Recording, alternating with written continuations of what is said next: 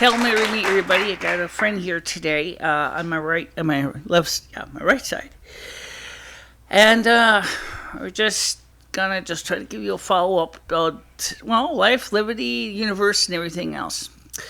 Today, there is supposed to be a march of about originally scheduled of at least 10,000 to 40,000 Americans, militiamen on Washington D.C. To protest and oust Obama, Boehner, Biden, and all the other people. Supposedly, it's supposed to be a peaceful movement. I don't really know if it's going to be peaceful. 10,000 or 40,000 people with guns does not sound peaceful. I don't know if they're going to have the guns exposed, but the reason why these militia people are saying that this must happen is they say that this government has total disregard for the American Constitution. Now, I want to ask you, since you're here, what you think about the way this country is going with our civil rights being stripped away. It is what it is, Michelle. What do you mean by that exactly? I mean, look at what they... I have nothing to say. Okay. I threw you totally off track, didn't I? Did I just dumbfuck your head? Maybe that was just a little bit too of a vague question. What do you think about the National Security Agency? I'm actually not paying attention to what's really going on because there's too much going on. I don't even want to get into it. I hear stuff, I see stuff on the news, but I choose to kind of block it out because things are going down the drain little by little, actually quicker than we think. We just don't know about it as much, but a lot of shit's going down, and I just try to block out like that because I know the end of the world's coming, basically, and it's happening soon. So I choose to block it out because it is what it is. You can't stop it. I'm only one person. One person can't stop it. I'm not the fucking CIA, the FBI, the government. I'm nothing like that. So unfortunately... my opinion doesn't really matter to them, but I think it's going down the drain. Okay, well, maybe the national level might be a little bit too big of a scope to chew on. Let's talk about on a more local level in Winsted, the situation in Winsted and its conditions. Winsted? You mean Wincest? Basically, Winsted is somewhat... Winsted is been down the drains.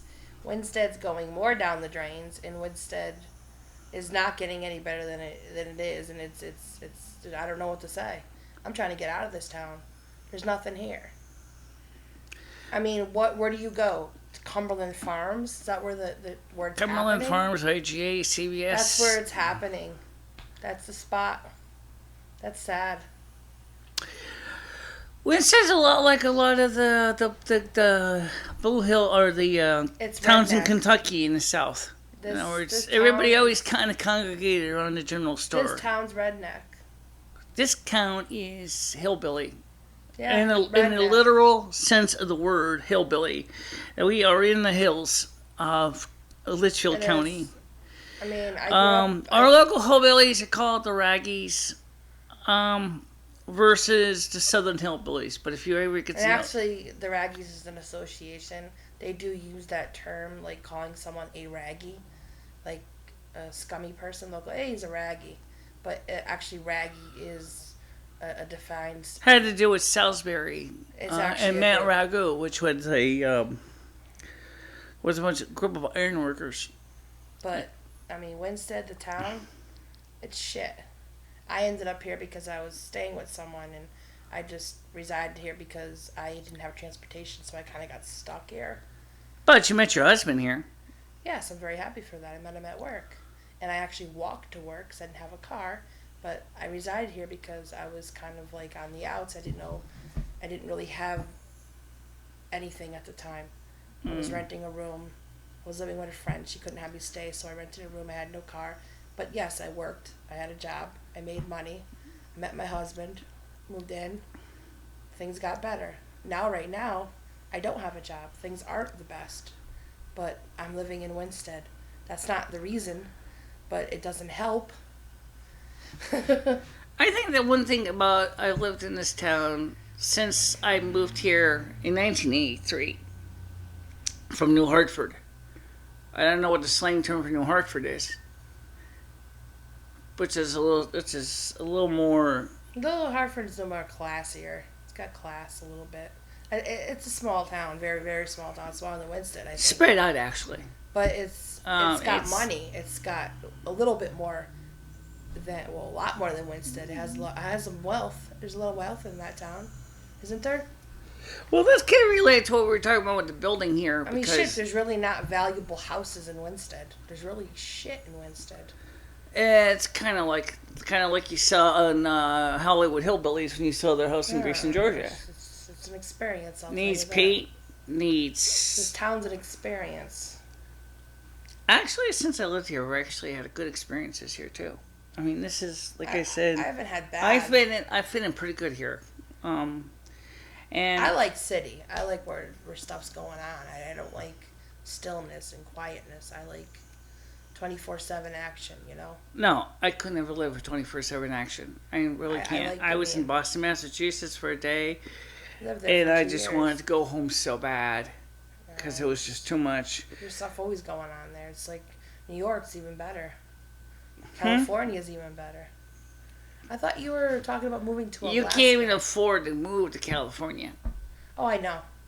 You look at me, you're like, sorry, you ain't going on the plane. They wouldn't even let me on the plane to go to California. You kidding me? You couldn't afford to fly there anyway. It's too expensive. The way things are with me right now, I'm kind of in the dumps. But it'll get better. It always does. You know? I think the biggest thing about Winstead that is for some people like me with Asperger's. Winstead, in some ways, is kind of like our safe area. Because, I mean, it's not so high strung that you constantly have to take anti-anxiety pills. But it's just a little bit to kind of keep the adrenaline going once in a while, but not so much that you have to worry about having a heart attack. But I think when you look at what's going on in the economy in Winstead there's constantly new businesses trying to come in here. There was some big stuff that was going on at one time. The town or something, somebody stole money from it. Yeah. What was going on?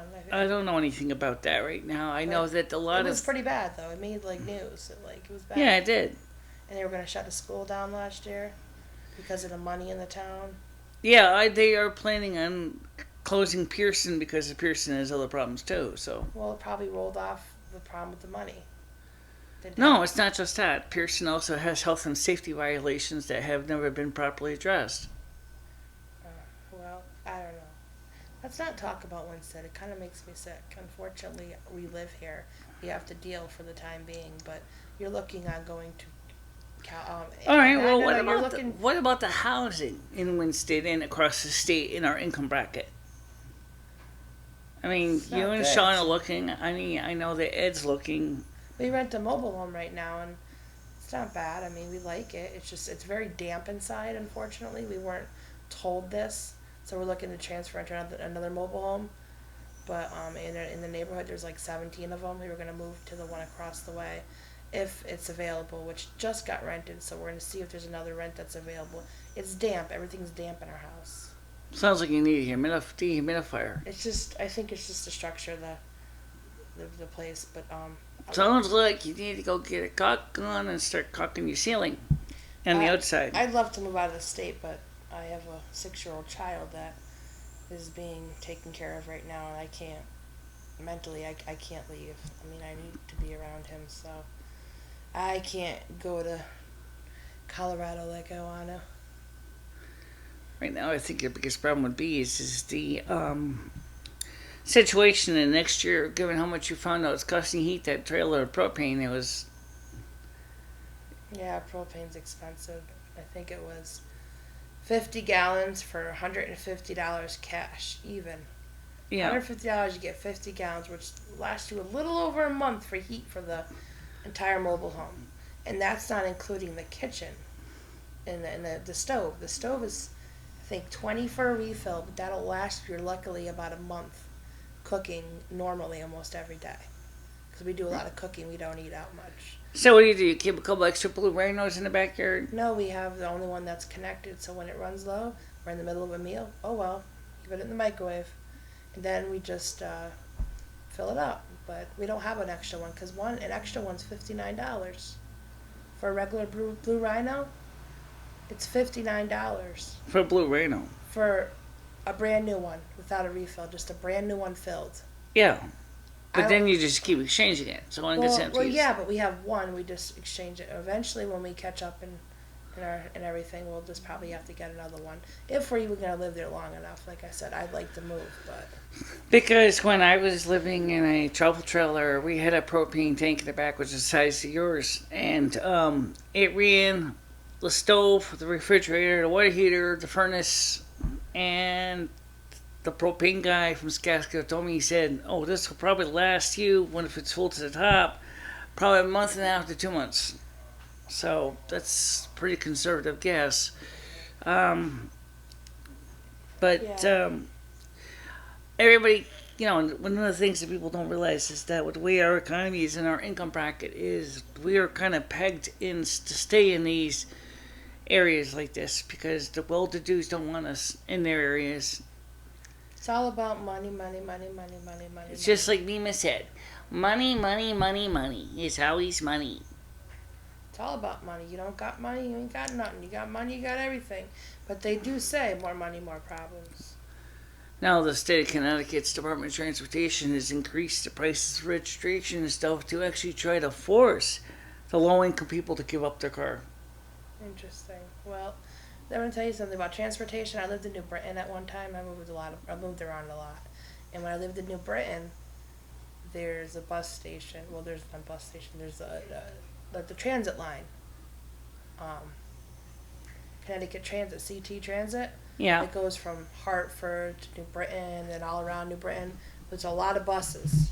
Yeah. The buses there are doing this, they're remodeling something. They're like having every 11 minutes, I think I saw on the news, every 11 or 10 or 11 minutes, a new bus from the same, from like New Britain going to Hartford, New Britain going to Hartford. Mm-hmm. That's pretty cool because they want people to take the bus instead of driving their car, which is only like $1 and change for the bus ride. Right. So they're doing this whole new thing to Hartford, from New Britain to Hartford. They're making all these stops in these bus stations, and like, it's really cool. But the buses in Winsted, there's limited. There's one bus. Two. Kelly, there's one. No, there's one. One bus. No, I mean, there's the one two that of them. goes. There's two runs in the morning and there's 2 runs at night. Yes, but there's one bus that goes from Winsted to Torrington. What, 4 runs a day? Right. But we are lucky that the bus that comes from up north goes right through here and goes to New York. So we're lucky with that. Right across from the coffee shop, the Bear Claw, it does stop there. And we could get to New York. We could go places in this town. Right. So it comes down to, there is a bus station. You could get out of this town. And there's also a bus that goes at the college from Winsted to Hartford. Right. Twice in the morning and twice at night. But if you leave in the morning, you have to wait till 4 o'clock to come home. So you got to make your whole day out of it. But the problem is, that's great if you have a job, but there's one thing is that's not quite compatible for a 9 to 5 either.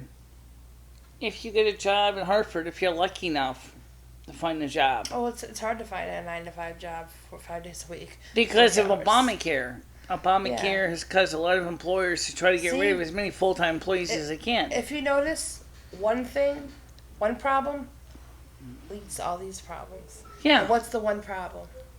The government. And the government is... It's the government. It starts here with almost every problem, including money. And it goes down. And then it spreads. And then what's that mean? Us. Yeah. Well, right? The bottom of the barrel. Let's put it this way. We are the bottom feeders, as much as that sounds derogatory. We're still living. Yeah, we're like the cockroaches. We're tough. We've been around for millions of years. We'll be doing a video in a few days regarding, or actually a week or two, regarding the new tape drives that we are purchasing from eBay. That will be coming up probably as soon as they come, which will probably be, say, by the middle of June.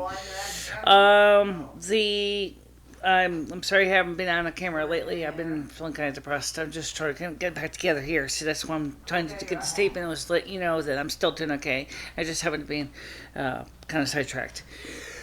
I'm sorry to see that the video on the computer upgrade, the finished product, did not have too many viewers. I don't know why, but if you want to watch it, it's on my channel. Okay? So I will talk to you soon. Peace. Don't forget to like, comment, and share with your friends. Bye-bye.